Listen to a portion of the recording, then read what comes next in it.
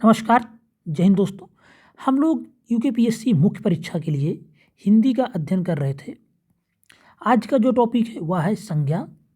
एक बहुत महत्वपूर्ण टॉपिक है जहाँ से कोई भी वनडे एग्जाम हो वहाँ प्रश्न देखने को मिलता है और यूकेपीएससी में 1 से 2 नंबर का प्रश्न आपको देखने को मिल जाएगा।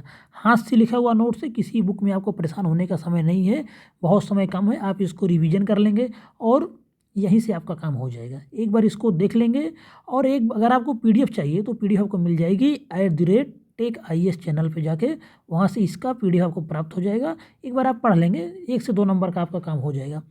सीधे हम लोग बात करेंगे संज्ञा के बारे में। उससे पहले एक बात कहना चाहेंगे, जो भी चैनल पे पहली बार आया हो वीडियो पूरा देखें और वीडियो पसंद आए तो लाइक करें और चैनल को सब्सक्राइब जरूर करें। सीधे हम लोग बात करते हैं संज्ञा की परिभाषा के बारे में। जो प्रश्न पूछा जा सकता है, परिभाषा भी पूछी जा सकती है। तो जिससे किसी विशेष वस्तु, भाव और जीव के नाम का बोध होता है उसे ही संज्ञा कहते हैं। जिस किसी विशेष चीज़ से वस्तु, भाव और जीव के नाम का बोध होता है संज्ञा कहलाता है। हम लोग बचपन से यह परिभाषा पढ़ते चले आ रहे हैं।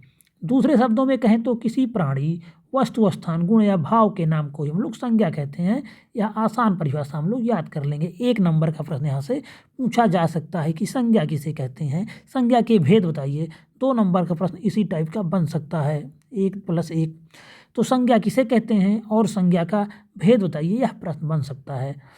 तो कुछ एग्जाम्पल थे, जैसे मोर, घोड़ा, अनार, रेडियो, कुतुब मीनार, आज ये सब क्या है, संज्ञा के महत्वपूर्ण एग्जाम्पल्स हैं। इसको देख सकते हैं आप लोग। अब हम बात करेंगे संज्ञा के भेद। यहाँ से भी 1 नंबर का प्रश्न आ सकता है। भेद और परिभाषा पूछी जा सकती है। मुख्य भेद और मूलतः 3 भेद होते हैं: व्यक्तिवाचक, जातिवाचक, भाववाचक। संज्ञा के लेकिन कुल 5 भेद होते हैं, इसको आपको बताना पड़ेगा। मूलतः 3 प्रकार के भेद होते हैं, व्यक्ति, जाति, भाव, लेकिन संज्ञा के कुल 5 भेद होते हैं। यह आपको करेक्ट लाइन दिखेगी। द्रव्यवाचक संज्ञा भी होती है और समूहवाचक संज्ञा होती है। तो इस प्रकार से संज्ञा के 5 भेद होते हैं, इसको आप जानते रहिए। अब हम देख लेते हैं एक एक करके इन 5 संज्ञाओं के बारे में। किसी भी संज्ञा को परिभाषा पूछी जा सकती है। तो सबसे पहले बात करेंगे जातिवाचक संज्ञा की। जिस शब्द एक जाति के सभी प्राणियों अथवा वस्तुओं का बोध हो उसे जातिवाचक संज्ञा कहते हैं। जैसे मनुष्य, लड़का, लड़की, आदमी, औरत, भाई, बहन, पशु, पक्षी, गाय, घोड़ा, तोता, मोर। वस्तुओं के नाम देखें तो घर, घड़ी, मेज, कुर्सी, किताब। पद या व्यवसाय के नाम शिक्षक, लेखक, मंत्री, ये सब क्या होते हैं, जातिवाचक संज्ञा हैं।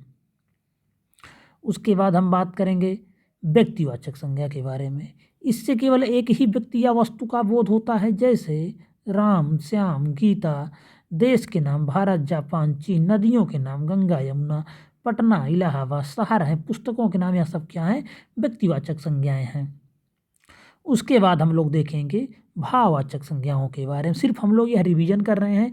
संज्ञा उंज्ञा में कुछ यार ये सब कोई टॉपिक नहीं है, बस आपको यहाँ से कुछ भी गलत नहीं होना चाहिए। अगर 2 नंबर का रहा तो आपको 2 के 2 मिलने चाहिए, 1 नंबर का रहा तो 1 का 1 मिलना चाहिए, 3 नंबर का अगर आता है तो 3 के तीनों। मतलब ये सब ऐसे टॉपिक हैं जहाँ से फुल मार्क्स आपको मिलने चाहिए, इसलिए 1 से 2 बार इनका रिविजन कर लीजिए, क्योंकि वहाँ पर आपको सोचने का समय नहीं रहेगा एग्जाम हॉल में। तो आप सब इसको अच्छे से करके जाइए, जैसे टकाटक आंसर करते चले जाइए। भाववाचक संज्ञा के बारे में बात करेंगे। जो शब्द किसी चीज़ या पदार्थ की अवस्था, दशा या भाव का बोध कराते हैं उन शब्दों को भाववाचक संज्ञा कहते हैं। जैसे प्यार, प्रेम, घृणा, क्रोध, बुढ़ापा, मोटापा, मिठास, यह सब भाव आता रहता है आपके अंदर, तो वही भाववाचक संज्ञा। भाववाचक संज्ञा बनाते समय शब्दों के अंत में प्रायः देखते होंगे पन, वट, त्वा, ता तथा प्रत्यय आदि शब्दों का प्रयोग किया जाता है। जैसे स्त्रीत्व एक भाव है, मित्रता एक भाव है, मोटाई एक भाव है, बचपन एक भाव है। तो भाववाचक संज्ञा इस पर हो जाती है। उसी प्रकार हम बात करेंगे द्रव्यवाचक संज्ञा के बारे में। जो शब्द किसी ठोस, तरल पदार्थ, धातु, अधातु या द्रव्य का बोध कराते हैं द्रव्यवाचक संज्ञा कहलाते हैं। जैसे कोयला, पानी, तेल, घी, लोहा, सोना, चांदी, सब्जी, ये सब क्या है, द्रव्य हैं। अब हम बात करते हैं समूहवाचक संज्ञा के बारे में।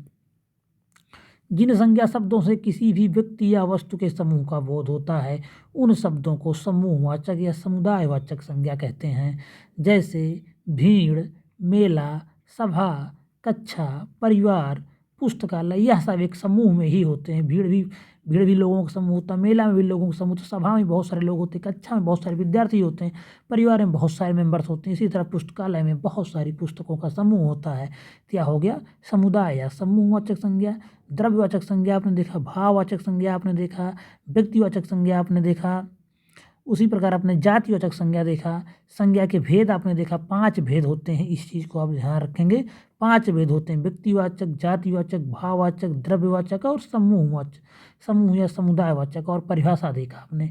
1 से 2 नंबर के लिए बहुत महत्वपूर्ण टॉपिक है। इसका पीडीएफ आपको एक बार आप फिर बता दे रहे हैं, @TechIAS आप टेलीग्राम पे सर्च करेंगे और इस चैनल में आपको इसका पीडीएफ हैंड रिटेन नोट्स आपको प्राप्त हो जाएगा। एक बार पढ़ लेंगे, आपका 2 नंबर कहीं नहीं गया है। वीडियो यहीं पे समाप्त हो रहा है। वीडियो अगर आपको पसंद आए तो लाइक करें, चैनल को अभी तक सब्सक्राइब नहीं किए तो सब्सक्राइब करें। धन्यवाद।